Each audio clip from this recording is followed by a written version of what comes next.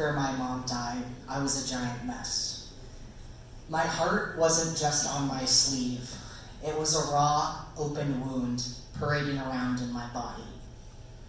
But then something wonderful happened. It was Saturday, July 14th, 2012, at precisely 10:18 p.m. I met a beautiful stranger in Washington, D.C. named Shira Frank. And everything about Shira had me nervous and giddy. I was immediately taken. She was gorgeous and charming and funny and fun. She didn't mind that I was still mourning the death of my mother or that I was technically in the middle of a divorce. In fact, the day I needed to go have my divorce papers notarized, she went with me. We made a day of it, a date. We were on cloud 9, only 6 weeks into our budding new romance, when I got an unexpected phone call.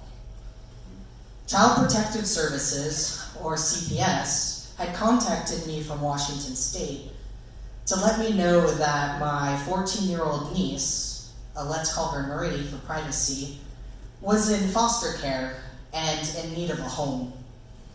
CPS told me that her parents were in prison, and they described my niece as angry, manipulative, prone to triangulation, which was a new word for me, sexually active at 14, and that she had some behavior issues in school. So just simple things. And I knew in my heart that I was going to say yes to CPS and take her in. When I was 14, someone else in my family took me in. My older sister, Nikki, who was 14 years older than me, and a teacher in the Seattle area gave me a home when I needed one. And in part, that changed the direction of my entire life and why I have the life I have today. And so I wanted to pay that forward for my niece as well. But the problem is that she looked like and sounded like exactly like my fraternal twin sister. And my twin sister was my own personal bully growing up. And not just in the home, but at school too. It was so bad that we weren't even allowed to be in the same classes in grade school and middle school because she was just really terrible to me. But despite all of that, I knew I was going to do the right thing. But at that moment, what I was worried about is obviously the beautiful stranger, Shira, that I had just met. I knew for sure this would be the end of our new beginning. I told her about the call from CPS and about the situation. And without hesitation, and to my surprise, she said, well, let's do this. So there we were, basically two strangers, coming together to build a family for yet another stranger. And before my niece could move in with us, though, we had a shit ton of things we had to do, hoops and red tape galore. Things like, well, we had to move in together. We had to find an affordable place in DC, big enough for 3 people, and in the best school district, public school district in DC. That alone was a feat in itself. We had to get background checks for the 2 of us, plus background checks for everyone we knew who would be coming to the house. We had to get a home inspection. We had to get a fire inspection. We had to take CPR training. And there was tons and tons of paperwork, mountains of paperwork. And then finally, we had to take these foster care classes. And that was actually a big obstacle for us at this point, because some of the classes were clear across DC on Saturday. And maybe some of you are catching on why this is a problem. Shira was Jewish, super Jewish. That's why we met at 10:18 p.m. after Shabbat on a Saturday. And that didn't mean anything to me then. Obviously, I learned quite quickly.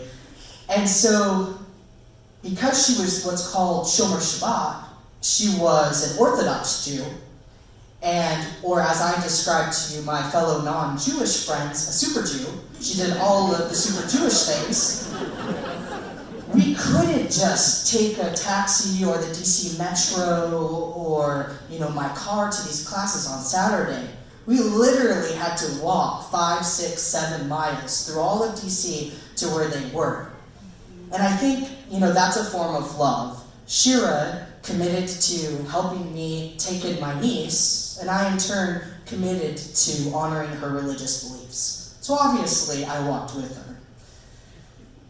And, time went by and we successfully graduated from, our foster care classes and filled out all the things and we passed.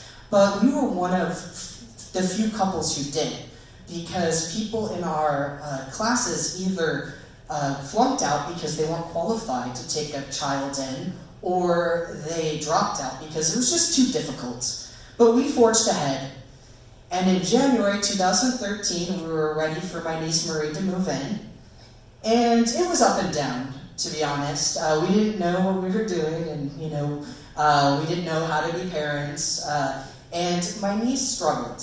She struggled with everything. She was from a small town in Washington State, and she moved clear across the country to be with us, strangers to her, in Washington, D.C. The school was urban and gigantic, the streets were gigantic, traffic, everything was huge and loud.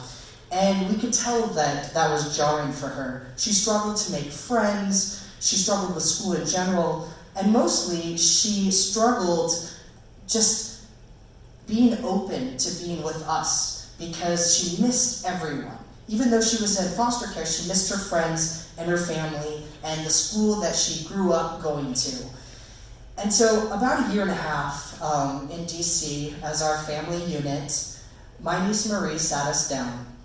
She had given it some thought, and she told us that she would rather live in Washington State and be in foster care again in the hometown that she grew up in with all of her friends and at the school she knew.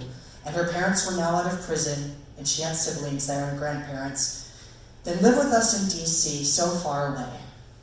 And obviously that hurt our hearts, but we understood, and it was complicated. Fast forward on our 18th,